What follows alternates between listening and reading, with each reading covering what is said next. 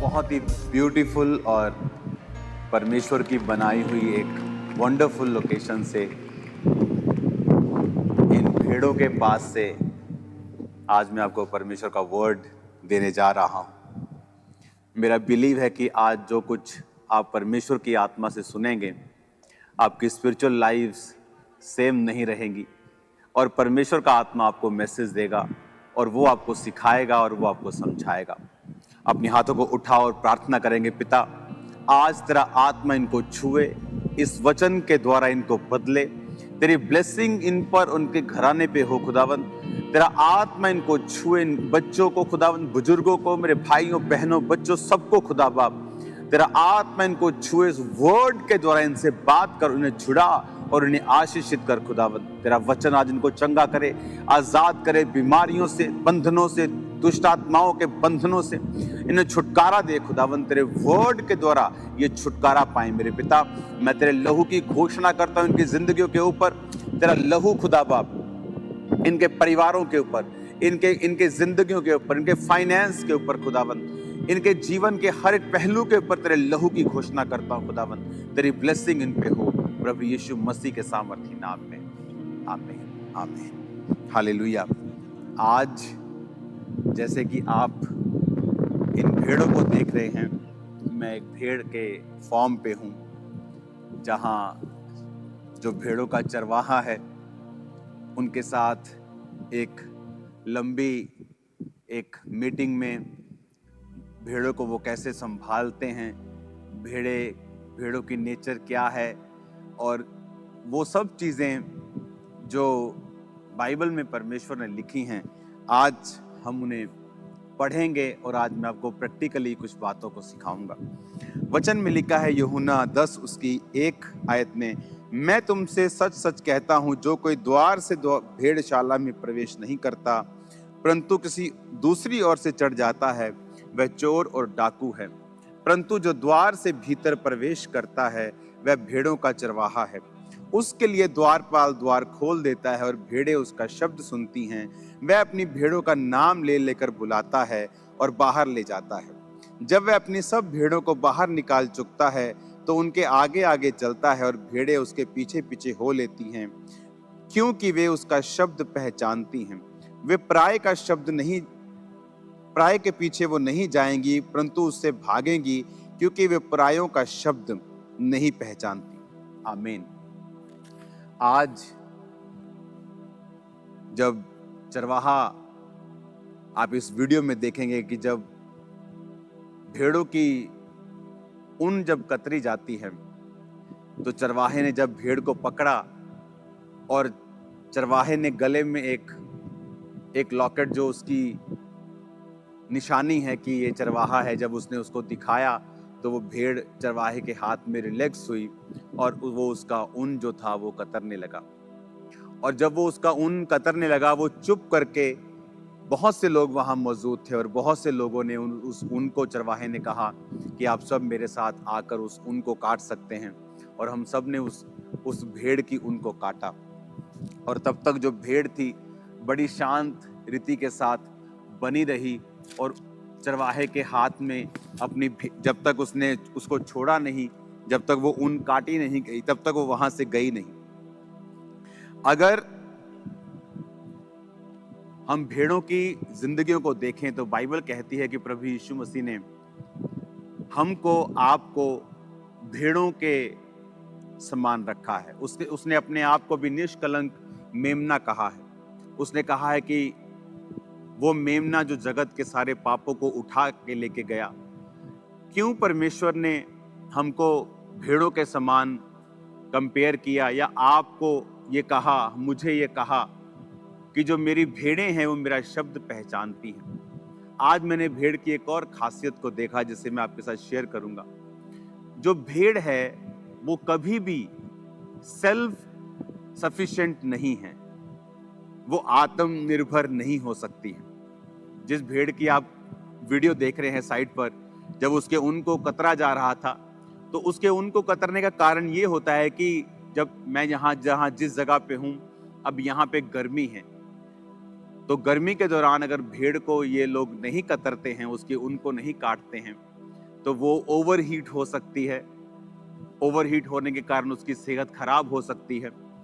और जब बारिश के सीजन में अगर बहुत ज़्यादा ऊन भेड़ पे हो तो वो पानी उसमें ठहरा रहता है, उसमें कीड़े अपने अंडे देते हैं, उसमें मच्छर बहुत ज़्यादा और कीड़े बहुत बड़ी मात्रा में चले जाते हैं और उसको हमेशा तंग करते हैं। और इसीलिए हर साल उनके ऊन को कतरा जाता है और फिर भेड़ें जो हैं वो हेल्थी रहती हैं। और परमेश्वर ने वचन में क्या लिखा है? उसने आपको और मुझको अपनी भेड़ों के समान कहा है और उसने कहा है कि अंत के दिनों में जब तुम्हारा न्याय होगा, मैं भेड़ों से कहूंगा, अपने दाहिने हाथ के लोगों से कहूंगा कि जाओ और उस स्थान पर जो पिता ने तुम्हारे लिए तैयार किया है। और लेफ्ट हैंड साइड बकरियों को, अगर आप बकरियों को देखेंगे, उनको ऊन कतरवाने की जरूरत नहीं है। वो लंबा देख सकती हैं, ज्यादा देख सकती हैं, वो चरवाहे पर निर्भर नहीं है। तो परमेश्वर ने उन विश्वासियों की तुलना उन बकरियों से की है जो ये कहते हैं कि हमें किसी चर्च की या किसी चरवाहे की जरूरत नहीं। उन्हें लगता है कि वो डायरेक्ट परमेश्वर को मान सकते हैं। आप परमेश्वर को डायरेक्ट ही मानते हैं, मैं भी परमेश्वर को डायरेक्ट ही मानता हूं।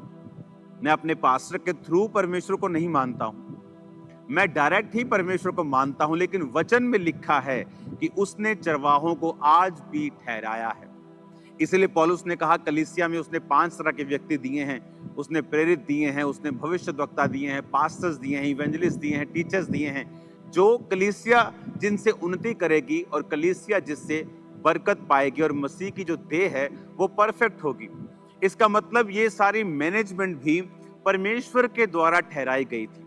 इसीलिए बाइबल कहती जब मूसा ने गलती की और उसके बहन मरियम ने और भाई हारून ने उसको बुरा भला बोला तो परमेश्वर ने उनको श्रापित किया और उसको कोढ़ हुआ। और उसके भाई को, क्योंकि वो याजक की कुर्सी पे था, उतनी सजा नहीं मिली जितनी मरियम को मिली। उसका रीजन ये था कि परमेश्वर ने कहा चाहे उसने मिस्टेक की, लेकिन तुम मेरी मैनेजमेंट के खिलाफ, जो मैंने मैनेज करने के लिए धरती को, परमेश्वर के लोगों को किया है, तुम उसके खिलाफ नहीं चल सकते हो। कहने का मतलब यह है कि परमेश्वर ने एक मैनेजमेंट ठहराई, एक सिस्टम बनाया जिसके द्वारा आज हम ब्लेस्ड होते हैं। पौलुस को उसने ठहराया कि वो एक दर्शन के जरिए काम करेगा। पौलुस को परमेश्वर ने एक ग्रेस का दर्शन दिया, चाहे वो गमलियल और बड़े बड़े विद्वानों के पांव में वो पड़ा था, वो इब्रानी था, वो बिन्यामीन के गोत्र का था, वो पढ़ा लिखा था, बड़ा रसूखदार आदमी था, एक बड़ी संस्था का मेंबर था जो उस जमाने की एक बहुत बड़ी धार्मिक और बहुत बड़ी रेप्यूटेबल संस्था थी। तो परमेश्वर उससे प्रचार करवाता क्रिश्चियंस में, यहूदियों में, जिस संस्था, जिस कम्युनिटी का वो मेंबर था, वहां उसकी सुनी जाती है। अगर आज आपके मोहल्ले के, आपके नगर का एमएलए अपने फेथ को अनाउंस कर दे कि मैं क्रिश्चियन हूं, तो ज्यादा आपको लगेगा हाँ वो ज्यादा प्रभाव डाल सकता है कि इतना बड़ा व्यक्ति सीएम या एमएलए या एमपी ये क्रिश्चियन बन गया। तो लेकिन परमेश्वर ने पौलुस से वो काम नहीं करवाया। परमेश्वर ने पौलुस को कहा कि तू अन्य जातियों में जाएगा जो उसको जानती तक नहीं थी, ताकि परमेश्वर ये साबित कर सके कि सब कुछ ग्रेस के द्वारा ही है। आमीन।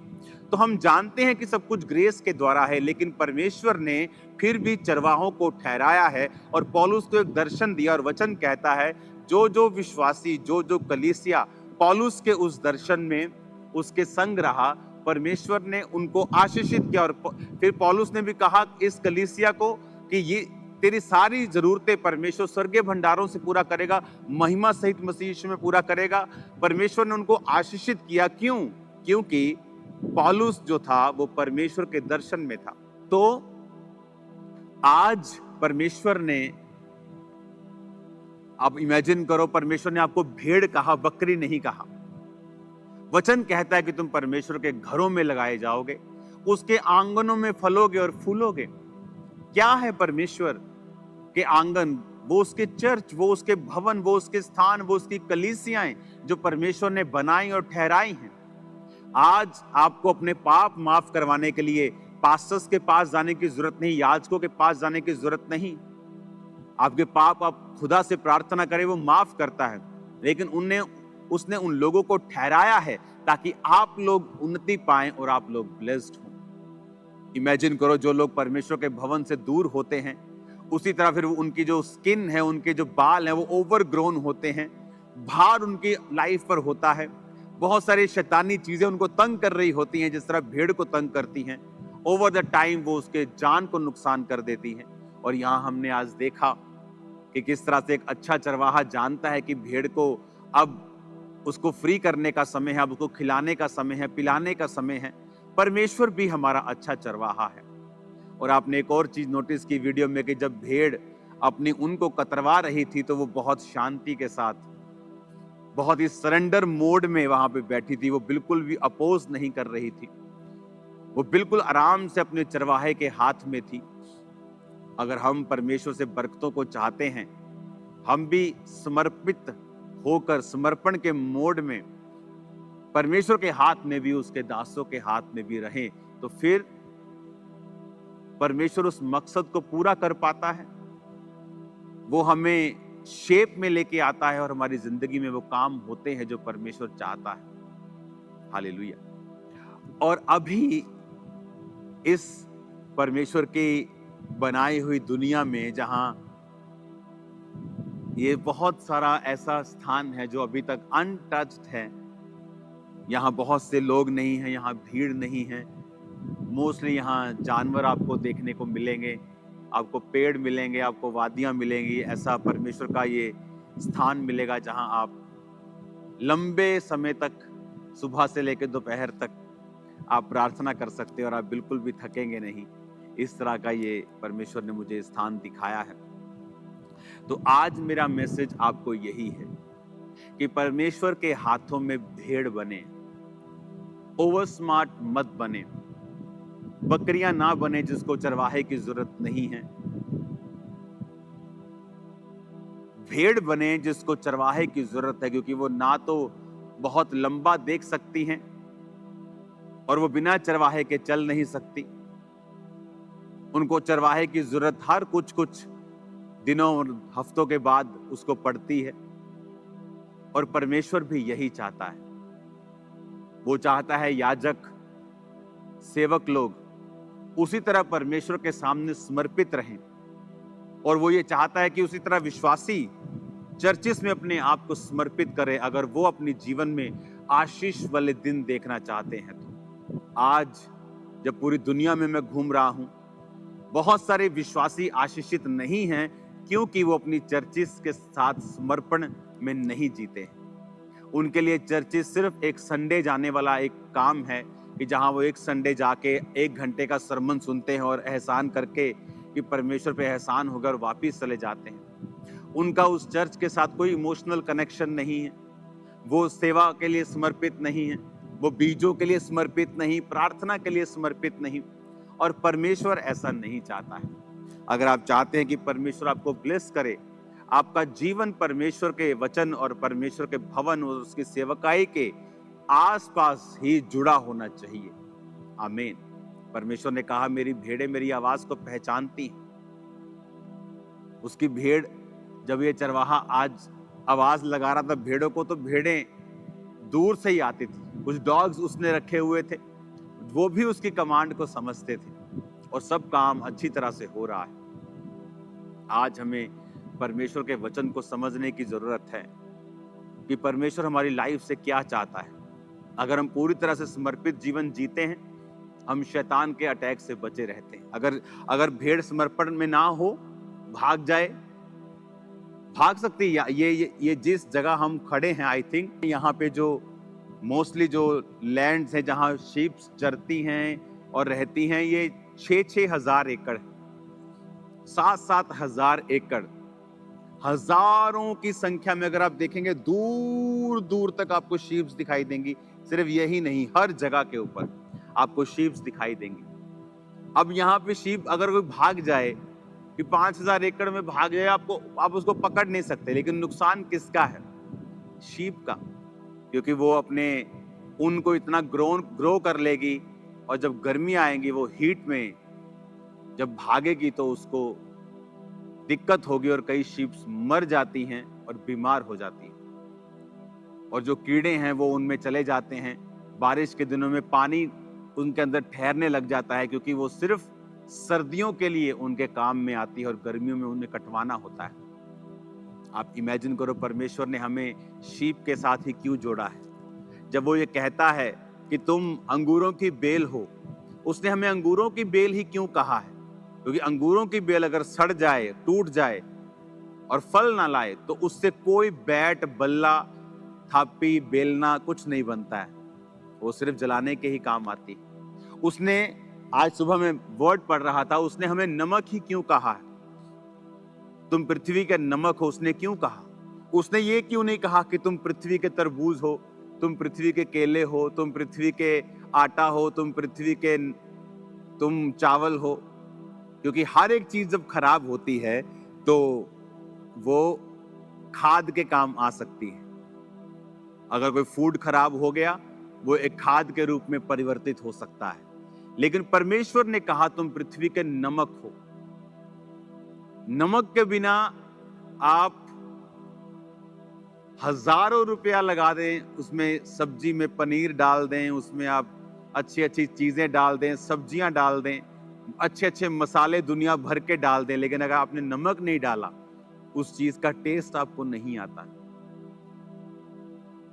नमक के बिना सब चीजें बेस्वाद होंगी। लेकिन परमेश्वर ने कहा जिस तरह तुम्हारी वैल्यू ज्यादा है जब तुम मुझ में बने रहोगे, और अगर तुम मुझ में बने नहीं रहोगे तो नमक जब खराब हो जाता है वो खाद के रूप में भी काम नहीं आता कि चलो खेतों में डाल दो, खाद बन जाएगी। परमेश्वर ने कहा वो सिर्फ मनुष्यों के पैरों के नीचे रौंदा जाता है। आप जानते, परमेश्वर ने वचन में लिखा कि क्या वो व्यक्ति जिन पर शीलो का गुम्मट गिरा, क्या वो यरूशलेम में रहने वाले दूसरे लोगों से अधिक अपराधी थे? परमेश्वर ने कहा नहीं, वो अधिक अपराधी नहीं थे। यदि तुम भी मन ना फिराओगे तो इसी रीति से नाश होगे। आज परमेश्वर का वचन हमें सिखाता है कि हमें जो वर्ड कहता है कि भेड़ के समान समर्पण करते हुए अपने जीवन को परमेश्वर को देना, क्योंकि हम जानते हैं कि परमेश्वर के बिना हम कुछ नहीं कर सकते। हम भाग सकते हैं क्योंकि हमें अपना बिजनेस चलाना है, हम भाग सकते हैं क्योंकि हमें चर्च के काम करने हैं, लेकिन अगर हमने प्रार्थना नहीं की, अगर हम वचन में नहीं है, अगर हम फेथफुल नहीं है परमेश्वर के संग, तो एंड में वो सब कुछ व्यर्थ है और जीरो है। बाइबल क्या कहती? उसने कहा अगर तुम भी मन नहीं फिराओगे तो उसी रीति से नाश होगी। ये नहीं कि तुमने ज्यादा पाप किए इसलिए, कि कम पाप किए इसलिए। उसने कहा अगर तुम मन नहीं फिराओगे, अगर तुम्हें पता है कि वर्ड क्या कहता है कि हमें समर्पित रहना है, किसकी तरह? भेड़ की तरह, बकरी की तरह नहीं, भेड़ की तरह, कि हमें परमेश्वर की जरूरत है, हमें उसके वर्ड को सुनना है, हमें चर्च को फॉलो करना है, हमें अपने परमेश्वर जो दास ठहराए हैं उन्हें फॉलो करना है, हमें परमेश्वर की आज्ञाओं को मानना है, परमेश्वर के भवन के साथ वफादार रहना है, परमेश्वर के साथ वफादार रहना है, प्रभु के संग चलना है, रोज प्रार्थना करना है, पवित्रताई में रहना है, परमेश्वर के योग्य जीवन जीना है। ये परमेश्वर चाहता है हमारी लाइफ से। हालेलुया। आज इस जितने दुनिया में मैंने स्थान घूमे हैं, ये उनमें से टॉप 3 में मैं इसे रखता हूं कि मोस्ट ब्यूटीफुल प्लेसेस कहाँ हूं मैं। आपको मैं अगली बार अगले हफ्ते जरूर बताऊंगा मैं कहाँ हूं, आकर बताऊंगा आपको, क्योंकि ये अगले संडे बड़ी मीटिंग होगी और उसके बाद पार्टनर मीटिंग आ रही है, आपको मालूम होना चाहिए। फिर बड़ी मीटिंग आ रही है, तो बहुत सा डिलीवरेंस वर्क वहां पे परमेश्वर का आत्मा करेगा और आप लोगों की लाइफ सेम ना होगी, जिंदगियां सेम नहीं होंगी। आज से अपना जीवन परमेश्वर को समर्पित करें और ये समझें कि अगर आप क्रिश्चियन हैं तो परमेश्वर ने आपको स्पेशल ब्लेसिंग्स दी, पर यह भी समझे कि अगर क्रिश्चियन बिगड़ जाए तो फिर वो जलाने के, पांव के नीचे आने के ही काम आ सकता है और किसी चीज के नहीं। क्योंकि परमेश्वर ने कहा जो नहीं जानकर पाप करेगा वो थोड़ी मार खाएगा, जो जानबूझकर पाप करेगा वो ज्यादा मार खाएगा। अगर हम क्रिश्चियन हैं, हम वर्ड को समझते हैं कि अगर हम इस समर्पण में नहीं चलेंगे और भेड़ों के समान नहीं होंगे तो फिर हम अपने ही उन अटैक्स का जो शैतान करेगा उस हीट का जो उस ऊन के कारण आती है, जब भेड़ ऊन नहीं कतरवाती और भाग जाती है, तो उसका रीजन फिर हम खुद होंगे, क्योंकि चरवाहा उसी को कत सकता है, उसी की केयर कर सकता है जो उसके पास हो। हालेलुया। आज इस सुंदर और परमेश्वरीय स्थान के ऊपर से मैं आपके लिए प्रार्थना करता हूं और आपके लिए मांगता हूं कि परमेश्वर आपको समर्पित जीवन दें, आपको ब्लेस्ड जीवन दें। परमेश्वर आपको एक ऐसा जीवन दे जो अपने चरवाहे को, परमेश्वर को, जो हमारा स्वर्गीय चरवाहा है, स्वर्गीय पिता है, कि आप उन्हें खुश कर सके। आपकी लाइफ ऐसी होनी चाहिए, उससे भागे नहीं। आप चरवाहे से भागेंगे तो चरवाहे का नुकसान नहीं होगा। अगर आप चरवाहे से, पिता से भागेंगे तो आप ही अपने ऊपर एक भार पैदा कर रहे हैं। आप उनका भार पैदा कर रहे हैं जो एक दिन हीट पैदा करेगी, एक दिन बीमारी पैदा करेगी, पानी को इकट्ठा कर लेगी, बीमार कर देगी, मुश्किलें पैदा कर देगी। और परमेश्वर ये नहीं चाहता है। जब इस ऊन को मैंने काता, आप देखो वीडियो में, तो जब वो भेड़ वहां से गई तो वो बहुत हैप्पी थी, क्योंकि वो लाइट होके वहां से, लाइट वेट होके वहां से गई और वो खुश थी। जब हम परमेश्वर के प्रेजेंस में रहेंगे, उसके वर्ड को हम फॉलो करेंगे और जो परमेश्वर कहता है हम वो करेंगे, लाइफ कभी भी सेम नहीं होगी।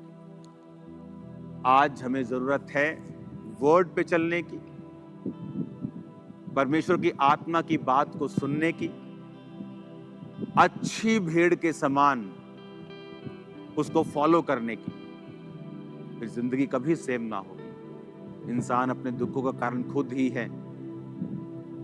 परमेश्वर उसी की रक्षा करता है जो उसके बाड़े के अंदर है। अगर आप प्रभु से भागेंगे तो कुछ दिन आपको अच्छा लग सकता है, कुछ दिन फ्री महसूस हो सकता है कि ओ वाह, मैं कितना फ्री हो गया हूं, कोई चरवाहा नहीं, कोई सीटी नहीं, कोई डॉगी नहीं मुझे तंग कर रहा, कोई मुझे लेने नहीं आ रहा, मैं फ्री हूं। लेकिन धीरे धीरे वो बोझ बनने लगता है। मैंने बहुत से लोगों को देखा, जब चर्च से या कहीं परमेश्वर की प्रेजेंस से भागते हैं तो कुछ दिन बहुत उनको एंजॉय लगता है, बहुत अच्छा लगता है, उनको फ्री हो गए, कोई टेंशन नहीं। लेकिन धीरे धीरे रियलिटी हिट करती है और तब वो पहले से अधिक दुखी और बीमार होकर फिर परमेश्वर के पास आते हैं। तो परमेश्वर ने कहा कि तुम क्यों अधिक मार खाना चाहते हो, आओ परमेश्वर के सामने समर्पित जीवन को जिए, ताकि परमेश्वर अपनी भेड़ों के समान हमें देखे। फिर वो आपको चरवाहा, ऐसा चरवाही करवाएगा, फिर आप बोलेंगे यहोवा मेरा चरवाहा है, मुझे घटी ना होगी। वो आपको हरी हरी चरगाहों पर लेके जाएगा, पानी भी देगा, जरूरतों को पूरा भी करेगा, आपको रक्षा भी देगा, सुरक्षा भी देगा, भेड़ियों से भी बचाएगा, वो आपको शैतान से भी बचाएगा और आपकी जिंदगी की जरूरतों को पूरा भी करेगा। अपने हाथों को उठाओ मेरे संग, हम एक प्रार्थना करेंगे। पिता, तेरा आत्मा इनको छुए खुदा बाप। जितनी अंधकार की शक्तियां इनकी जिंदगी में तेरे वचन के खिलाफ चलने से इन्हें खुदाबंद प्रेरित करती हैं और तेरे वचन पे चलने से रोकती हैं और समर्पित होने से रोकती हैं, इनकी जिंदगियों से यीशु मसीह नासरी के नाम से जाती रहे। आज जितने बीमार देख रहे खुदाबंद, तेरा आत्मा इन्हें छुए और सब प्रकार की बीमारी इनकी जिंदगी को छोड़ के जाए। सब प्रकार के रोगी, सब प्रकार के रोगी, सब प्रकार के रोगी जो हीलिंग हॉल में है, ऑनलाइन है, ब्रांचेस में है, चर्च में है, in the name of Jesus चंगे हो जाओ और आजाद हो जाओ और सब प्रकार की बीमारियां तुम्हें छोड़ के जाती रहे। मैं तुम्हें यीशु मसीह नासरी के नाम से आशीषित करता हूं। तुम्हारी जिंदगियों में परमेश्वर का आत्मा कार्य करे। राइट नाउ कमांड करता हूं, हर एक डेविल का आत्मा, गंदगी का, डिप्रेशन का, डिस्ट्रैक्शन का, पाप का, व्यभिचार का, चोरी का, तुम्हारी जिंदगी को छोड़ के जाए right now in the name of Jesus.